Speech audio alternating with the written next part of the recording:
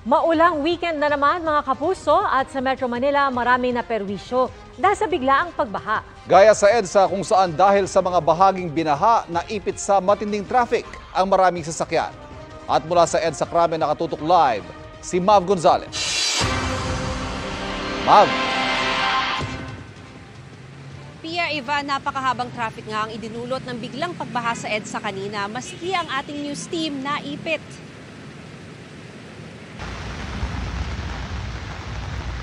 Kasagsagan ng ulan nitong tanghali, bumaha sa bahagi ng EDSA northbound sa tapat ng Camp Aguinaldo. Dahil tuloy-tuloy ang ulan, tumaas pa hanggang bewang ang tubig. Nasa 100 metro lang ang bahaging binaha pero nagdulot ito ng napakahabang traffic. Walang makadaang mga sasakyan. May sumingit na ngang ilang sasakyan sa EDSA bus carousel gaya ng taxi. Ang pila ng mga sasakyan abot hanggang sa EDSA White Plains. Sa gitna ng mataas na tubig, may SUV na lakas loob na nakalusong sa baha.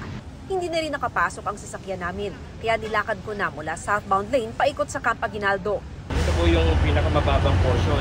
So dito po yung galing doon sa may from Ortigas, then yung galing dito sa may Santolan, dito po nagsalubong lahat yung tubig po natin. So yung drainage, yung existing na mga inlet po dito is nabarahan ng mga basura po. Kanina nagkumahog ang mga taga-MMDA at DPWH na linisin ang mga baradong drainage. Ang AFP, pansamantalang binuksan sa publiko ang Camp Aguinaldo para maka-shortcut ang mga sasakyan. Ang mga pasahero naman na ilang oras ng stranded, pilitan ng lumusong, gaya ng pamilyang ito na galing Cavite. Stranded kasi kami dun mga ilang dalaw. Haba po na nilakad ninyo, paano yan may baby pa? Hindi ko namin in-expect na magbabaha ng ganito. Ang isang diretsong biyahe, naging pahirapan para sa marami. Saan pa ba kayo pupunta? Monumento pa. Monumento pa? Saan kayo sasakay niyan, ma'am? Ano?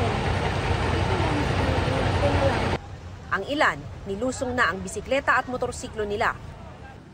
Pasado 2:00 ng hapon, humupa na ang baha kaya nagbalik normal na ang trapiko.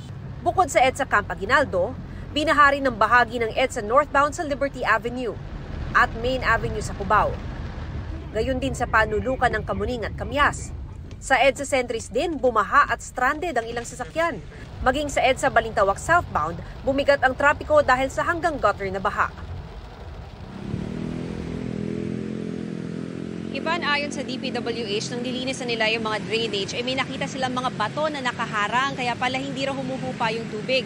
Ngayon naman ay tumila na ang ulan dito sa bahagi ng Cubao, Santolan at normal na rin ang daloy ng trapiko dito sa EDSA northbound. Ivan? Maraming salamat, Mav Gonzalez. Mga kapuso, patuloy na tumutok sa mga balita. Mag-subscribe sa GMA Integrated News sa YouTube. Sa mga kapuso abroad, samahan nyo kami sa GMA Pinoy TV at sa www.gmanews.tv.